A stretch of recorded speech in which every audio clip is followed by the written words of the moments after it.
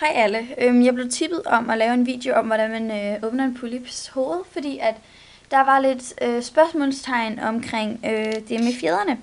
Så i dag der har vi Sam, som vores gæstestjerne. Og du starter simpelthen bare med at fjerne wiggen. Og jeg har den på med Modellervox Episnot, fordi det er simpelthen bare det nemmeste for mig. Du kender nok godt processen med at skrue skruerne ud. Der er ikke så meget hul om hej der. Det skal bare skrues ud. Og ja, jeg bruger mit dårlige kamera. Det må jeg lige undskylde, men det gode, det tog lige for lang tid om at stille frem og sådan noget. Så vil jeg være der. Okay, vi tager lige kroppen op. Se herinde. Her har vi en polypshoved. De her to, det er blinkedimserne. Dem tager du bare ud. Heroppe, der har vi to fjeder. De sidder på sådan nogle små hakker. Løfter du bare af hakken sådan der. Jeg ved ikke, om du kan se. Og så giver du bare slip. Løfter det der lille lykke af den der pind. Og giver slip lige så stille. Så åbner vi lige op til øjenmekanismen.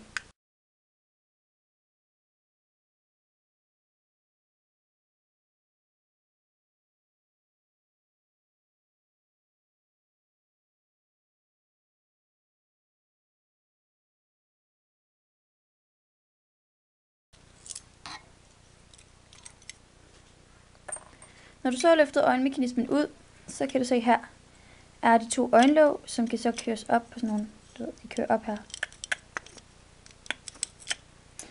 Her, der har vi fjederne. Når du skal sætte den tilbage igen, så vend hovedet om, så fjederne de ligger og dingler der. Lad os lige sætte øjenlåget fast igen. Så fjederne de hænger og dingler der.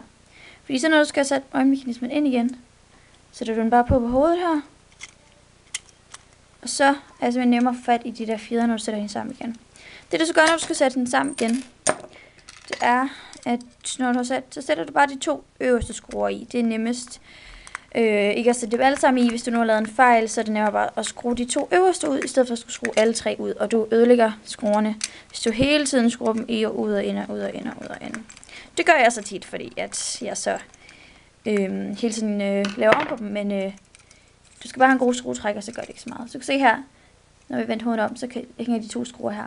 Så tager du bare din fede pølsefinger, eller jeg ved ikke, hvad for nogle slags fingre du har. Jeg ved i hvert fald lidt pølsefinger.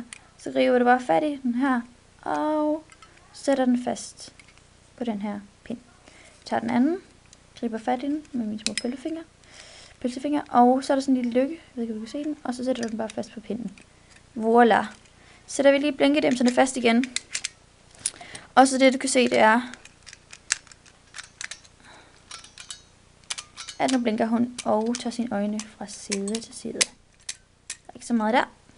Så skruer vi bare lidt den sidste skrue i, og så skruer du resten af hovedet sammen. Det var egentlig bare det. Jeg håber, det besvarede dit spørgsmål, og tak fordi du kiggede.